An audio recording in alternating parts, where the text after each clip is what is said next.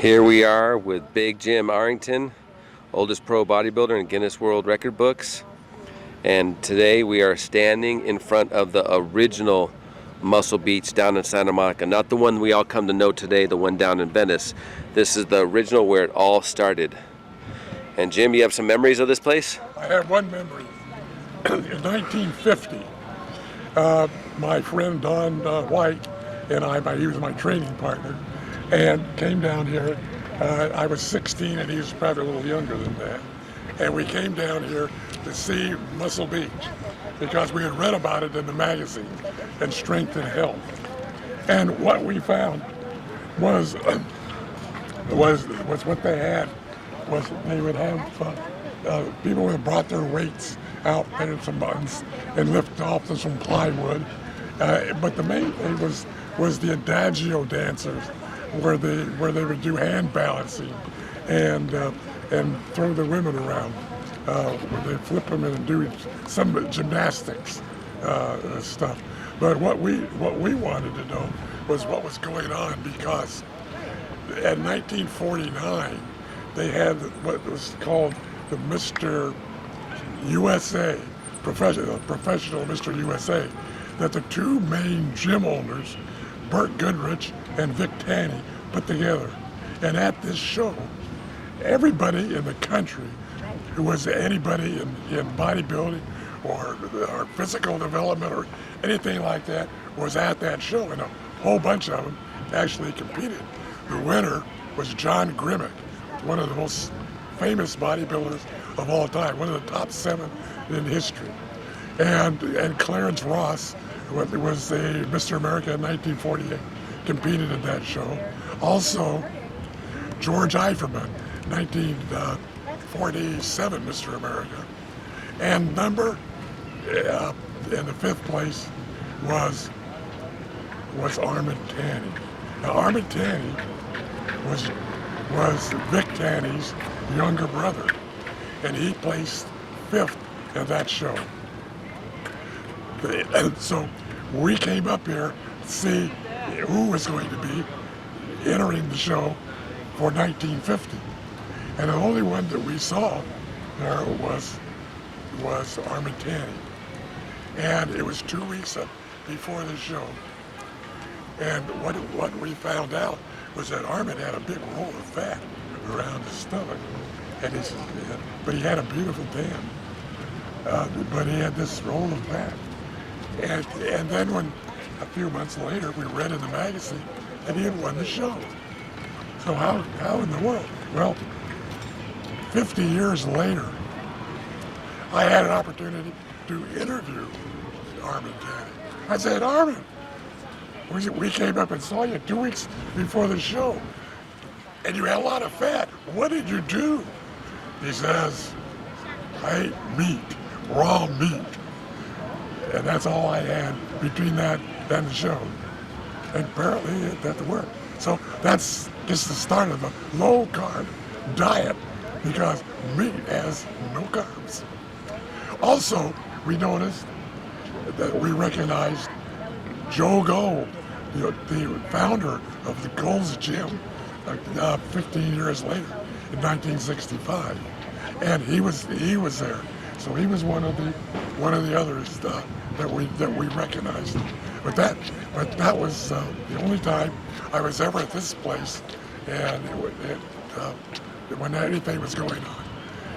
But this is the place where it all began. And so now I'm looking around. Now, were those roller coasters and stuff on the pier back then? I'm guessing not. No, I don't believe they had the roller coaster. I think they had the merry-go-round. Okay.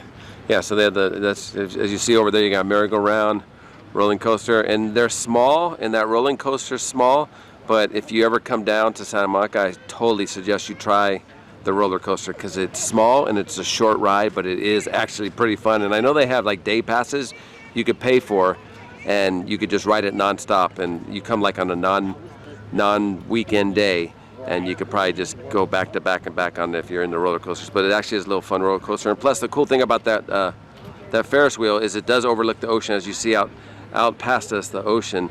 Now, Jim, let me ask you, so I'm seeing all these different bars. Were these all these different bar apparatuses, were they all here back then, or? No, there was chinny bars and parallel bars and things like that, but there was nothing, well, maybe some swings. Okay. There could be some swing. And there's a kind where where you swing from one bar to the next. Okay, I see. It's kind of, a ladder. Yeah. And so obviously, like if we look further even over that way past those palm trees, you have more bars. Those probably weren't there either then. So basically the original Muscle Beach is just literally probably just this area we're in front of, correct? Right. And so when you came 1949 you came, or 1950. So when you came down in 1950, 2 weeks before the show, I mean, was this a big tourist spot at the time, or was it just crowded just because it's a beach spot, or? It was, the whole area was a tourist thing. Okay. This was just one of the things that would draw your attention. And I've read several stories, and Jim didn't really seem to know either why they eventually moved this out of Santa Monica into Venice. I heard stories about the bodybuilders were catcalling the girls, and maybe there's some other shadier things going on, but eventually Santa Monica forced it out, and they moved it down to Venice where it's at today. So it's still, and obviously because of the pandemic, it's not as packed as it normally would be. But you come down here any day in normal times, and this place is just packed. And you go up on that pier, and it's packed. It's a beautiful place, and it's a little overcast day, and the weather's not as bad as it's been in the hundreds. So the weather's not as bad down here. Any other interesting facts about this place, Jim? None that I know. Not that you know, right on. Yeah, we had to come down here because, like I said, a lot of people, they didn't know that, like the sign says, this is the original Muscle Beach, the original location, and it probably was here until I'm guessing the 50s, but I'm not too sure on the history. I'd have to go back and look it up. But yeah. But if we look also back here, one thing Jim was noting, like, so you see all the new buildings here right behind us, but one building that is an original building is that big yellowish building right there. Obviously it's been remodeled, but that is an original building that's been here the whole time. And you can kind of tell because it does look somewhat run down.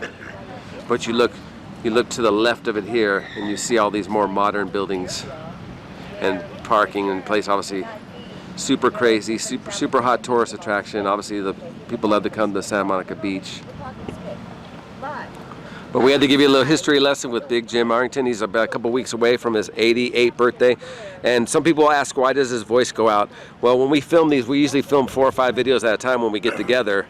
And just him having to talk loud for the mic and talk constantly, his voice starts going out. So we just try to keep him hydrated, and he does the best he can. Well, but, Actually, I think God's doing it. Yeah. Because I'm the kind of guy that'll say anything to get a laugh, and God doesn't want me to say a lot of things. And then one thing I noticed too is, like, Jim and I can have some long conversations, and as long as the camera's not pointed at him, his voice is just fine. But I don't know if his voice gets stage fright or what, but once his camera's up, his voice starts going out. One thing that I noticed that's across from the original Muscle Beach location is you turn here and you see all these benches, and you look closely, and this is a big place where people come to play chess. If you look at on top of the benches right there, you got 4 chessboards, 4 chessboards, 4. You have single ones over there, and it's kind of funny because then if you look at this main thing right there, that should have been a giveaway that's what this place was. You even have a gigantic one right there. I guess you could play with actual real people. You can have real people standing and play real life chess. I just thought it really interesting. They always have a bunch of different cool things around all these beaches from Santa Monica to Venice. And obviously if you're a tourist, come check it out. You will see a lot of homeless, but it is what it is. Santa Monica, please.